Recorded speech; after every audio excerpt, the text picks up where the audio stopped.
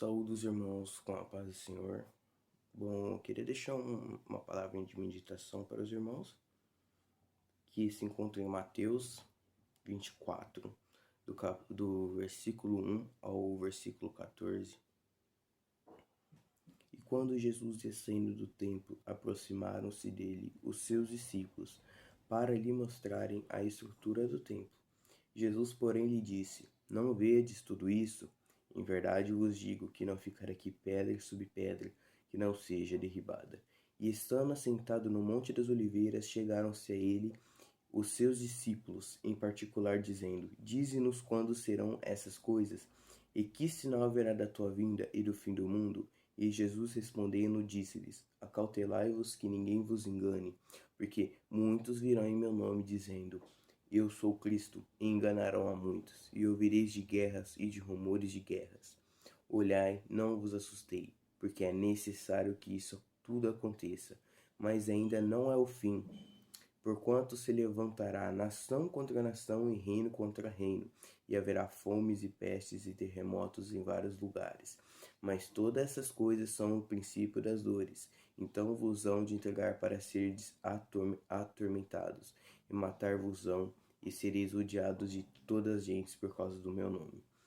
Nesse tempo muitos serão escandalizados, e trair-se-ão uns aos outros, e uns aos outros se aborrecerão. E surgirão muitos falsos profetas, e enganarão a muitos. E por se multiplicar a iniquidade, o amor de muitos se esfriará. Mas aquele que perseverar até o fim será salvo. E este evangelho do reino será pregado em todo o mundo, em testemunho a todas as gentes, e então virá o fim. Bom, irmãos, aqui o texto começa falando que Jesus, ele ia saindo do templo, e seus discípulos vieram para lhe mostrarem a estrutura do templo. O templo era muito sólido e glorioso, ele era grande e muito difícil de ser destruído. Mas Jesus lhes disse: Não vedes tudo isto? Em verdade vos digo que não ficará pedra sobre pedra que não seja derribada. E nos anos 70 depois de Cristo, o Império Romano, junto com o General Tito e seu exército romano, invadiram Jerusalém e devastaram toda. A única coisa que ficou foi o Muro das Lamentações, que fica localizado na cidade velha de Jerusalém, na parte ocidental do Monte do Templo. Logo após, Jesus está sentado no Monte das Oliveiras e vem seus discípulos e perguntam: Quando será isto? E que sinal haverá de vir da tua vinda e do fim do mundo? Bom, quando acontecerá isso já foi respondido nos anos 70, que eu acabei de falar para os irmãos, que Jerusalém foi invadida pelo Império Romano e que veio se cumprir o que Jesus falou. Antes de falar a resposta de Jesus para os discípulos, eu queria enfatizar para os irmãos que nós não devemos nos preocupar a hora que Jesus vem e quando ele vem, porque ninguém de nós sabemos a hora, mas sim nós devemos nos preocupar em estar conforme a palavra de Deus, conforme o coração de Deus, para não sermos pegos de surpresa quando Jesus voltar. Bom, Jesus começa dizendo: Acautelai-vos que ninguém vos engane, porque muitos virão em meu nome, dizendo: Eu sou Cristo, e enganarão muitos. No caso, são os falsos profetas, que hoje em dia já existem muitos, e que vem enganando, pregando a palavra da saúde e riqueza, que não é a contrária contra a palavra de Deus, amassageando o ego das pessoas, dizendo o que elas querem ouvir. E ouvireis de guerras e rumores de guerras. Olhai, não vos assusteis, porque é necessário que tudo aconteça, mas ainda não é o fim. Porquanto se levantará nação contra nação, e reino contra reino, e haverá fomes e pestes, terremotos em vários lugares. Rumores de guerras, isso já vem acontecendo desde o ano passado. No começo de janeiro veio rumor de guerra que podia estourar a Terceira Guerra Mundial. Atualmente está acontecendo o bombardeio em Israel.